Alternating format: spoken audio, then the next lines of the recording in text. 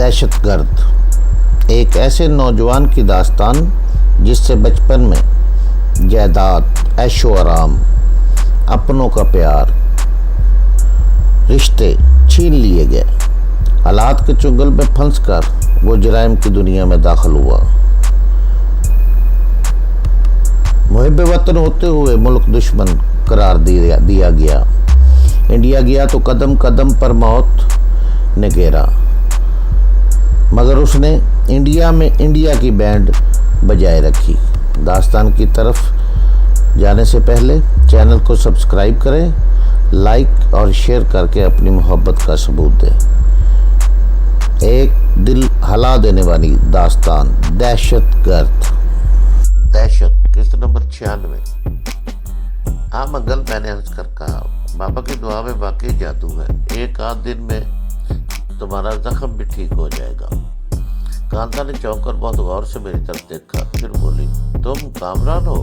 ہاں میں کامران ہوں، میں نے عرض کر کہا، مگر تم تو یوں پوچھ رہی ہو جیسے میں کامران نہیں بلکہ امیتابھ بچن ہوں۔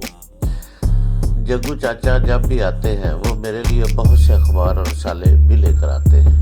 وہ برا مان کر بولی، اخباروں میں تو تمہاری ایسی ایسی کہانیاں چھپتی ہیں کہ تم آدمی نہیں کوئی راکشس لگتے ہو، کیا تم وہی کامران ہو؟ ہاں میں وہی کامران ہوں، میں نے عرض کر کہا، مجھے غور سے دیکھو، کہیں میرے سر پہ تو سینگ نہیں آ گئے؟ ابھی تو نہیں ہے، مگر اس رفتار سے خون کرتے رہے تو نکل آئیں گے، وہ بھی ہنس کر بولی۔ اس دن ناشتے میں کانتا بھی ہمارے ساتھ شریک تھی۔ اس کی جھجک ختم ہو گئی تھی، وہ بات بے بات کہہ کے لگا رہی تھی۔ کانتا کھانے کے برتن سمیٹ رہی تھی، منگل ایک دم سیدھا ہو کر بیٹھ گیا۔ اس نے سگریٹ سلگانے کے لیے ہونٹوں میں دبا لیا تھا، مگر اسے سلگائے بغیر جیب میں ڈال لیا۔ بوڑھا بھی کسی چیتے کی طرح چکنا نظر آ رہا تھا۔ اس نے مدھم لہجے میں کانتا سے کہا، کانتا بیٹی، تو درختوں کے اس جھنڈ میں جا کر مچان پر چڑھ جا، وہاں رائفل بھی موجود ہے، خطرہ دکھائی دے تو فائر کر دینا۔ مگر خطرہ کہاں ہے بابا؟ کانتا جلا کر بولی۔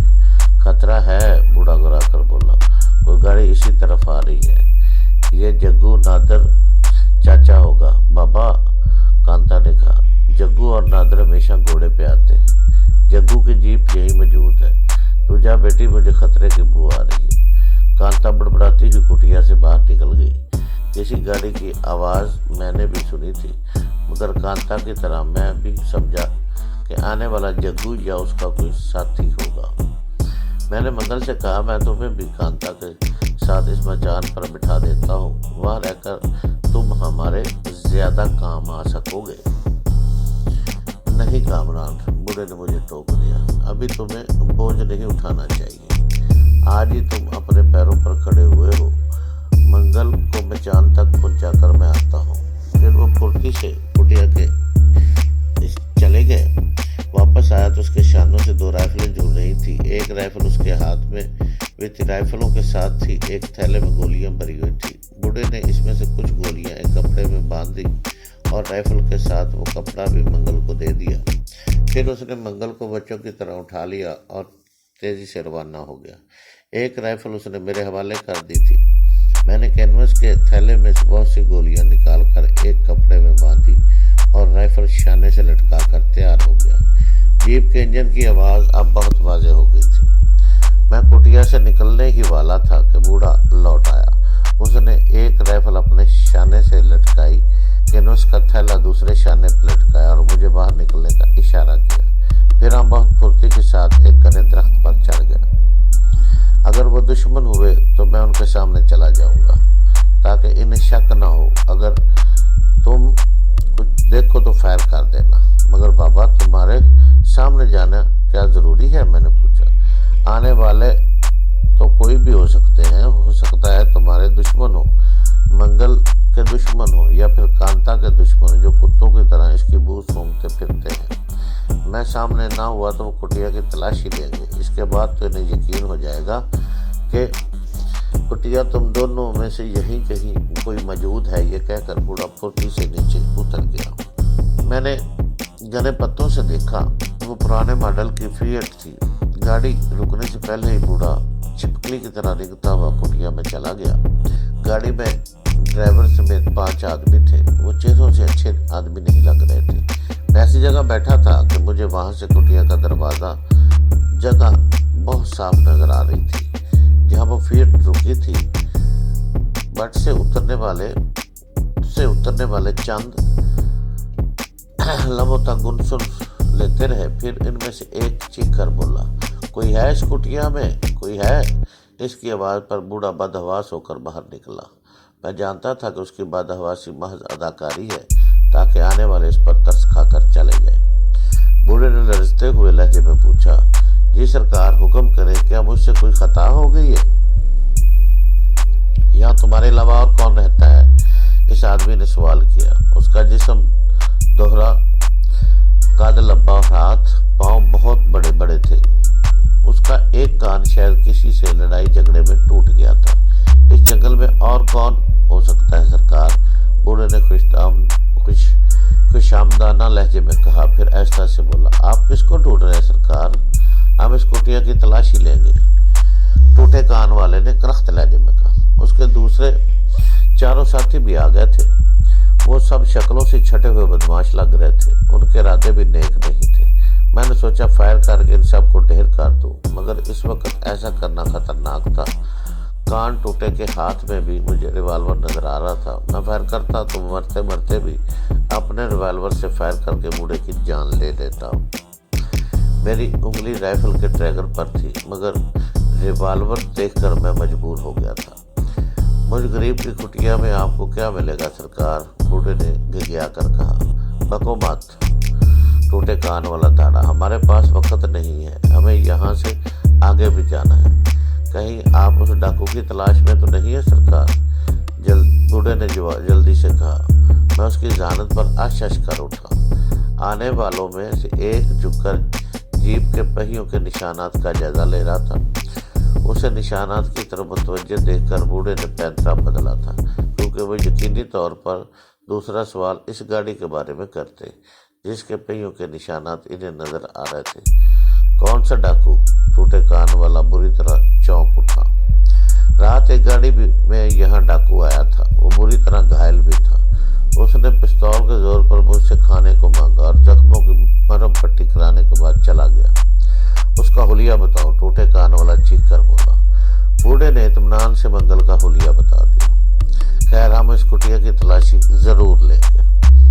कुटिया की तलाशी नहीं दूंगा। बूढ़े का लहजा बदल गया। टूटे कान वाले ने बूढ़े को धक्का देने की कोशिश की, मगर वो इसमें कामयाब न हुआ। बूढ़ा फुर्ती से पीछे हट गया। कन टूटा, फिर आगे बढ़ा और बूढ़े की गर्दन दबोचना चाहिए, मगर अचानक न जाने क्या हुआ। टूटे कान वाला गोया हवा में उड़ता हुआ दूर जा गिरा। उसके दूसरे साथी बूढ़े से कुछ फासले पर थे। मैंने इनमें से एक का निशाना लेकर फायर कर दिया। गोली उसका बायां शाना तोड़ती हुई निकल गई। मैंने फुर्ती से दूसरे आदमी का निशाना लिया, मगर वो सब चश्मे दर में जमीन पर लेट कर दरख्तों की आड़ में हो गए। टूटे कान वाला मुझे एक मरतबा फिर नजर आया, मगर अब बूढ़े की बजाय उसका रुख मेरी तरफ था।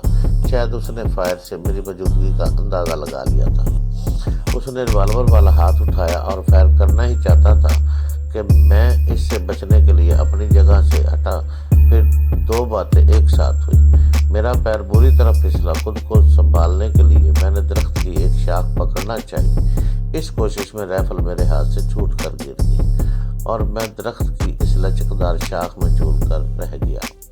कंटूटे की तरफ से अभी तक फायर नहीं हुआ था। मैंने जरा संभल कर गर्दन घुमाकर उसे देखा तो वो हैरान रह गया। बूढ़ा उसे दबोचे हुए था।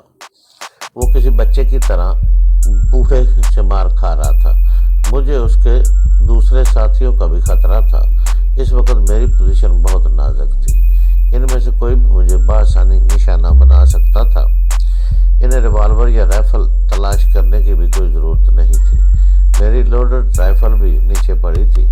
दूसरी राइफल ऊपर एक शाख में अटकी हुई थी। मैंने अपने जिस्म को तोला और एक झोला देकर खुद को नीचे लिया। फिर इस तरह एक शाख से दूसरी शाख पकड़ता हुआ आहिस्ता आहिस्ता नीचे आ गया। इस तमाम कार्रवाई में मुझे मुश्किल से 1 मिनट लगा होगा, मगर ऐसा लग रहा था जैसे इस हालत में सदियां गुजर गई। मंगल और कांता न जाने वहां से कितनी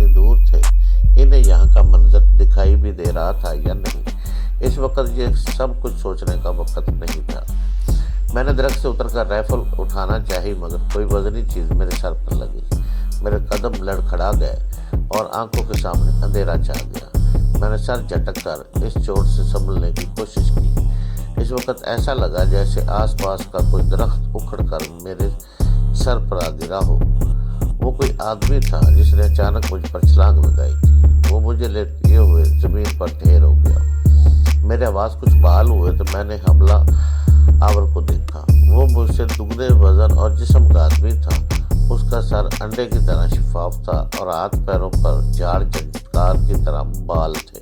مجھے اس کا چہرہ نظر نہیں آ رہا تھا کیونکہ وہ مجھ سے کیکڑے کی طرح لپٹا ہوا تھا۔ اس کی کوشش تھی کہ کس طرح میری گردن دبوچ لے، مگر وہ اس کوشش میں کامیاب نہیں ہو رہا تھا۔ میں اس کوشش میں تھا کہ میرے پیروں پر کم سے کم بوجھ پڑے، ورنہ اب تک میں اسے پیروں سے اچھال کر دور پھینک دیتا۔ ایک موقع پر اس کے کان میرے ہاتھ میں آ گئے۔ میں نے اس کے دونوں کان پوری قوت سے پکڑ لیے اور انہیں کھینچنے لگا۔ اس کے حلق سے جانوروں کی گراہٹ برآمد ہو رہی تھی اور بلبلا کر وہ پیچھے ہٹ گیا۔ میرے لیے اتنا ہی کافی تھا۔ میں نے بائیں ہاتھ سے اس کا کان مضبوطی سے پیچھے کی طرف کھینچا اور دایاں کان اچانک چھوڑ کے اس کی پیشانی پر زبردست پنچ رسید کیا۔ اس کی گرفت ایک دم ڈھیلی پڑ گئی۔ میرا دوسرا گھونسا بھی اسی جگہ پڑا۔ اس نے ہاتھ پیر ڈال دیے۔ میں نے اس کے بھاری بھرکم وجود کو ایک طرف لڑکھا دیا۔ اس نے سے زور زمائی میں مجھے مشکل سے 2 منٹ لگے ہوں گے۔ پھر اٹھنے کی بجائے میں تیزی سے ایک درخت کے پیچھے رینگ گیا۔ میں محفوظ جگہ پہنچ کر اٹھتا تو مجھے بوڑھا یوگی دکھائی دیا۔ وہ بھی ایک آدمی سے نبرد آزما تھا۔ میں نے دوسرے لوگوں کی تلاش میں ادھر ادھر دیکھا، مگر مجھے کوئی نظر نہ آیا۔ وہ سب درختوں کے پیچھے چھپے ہوئے تھے۔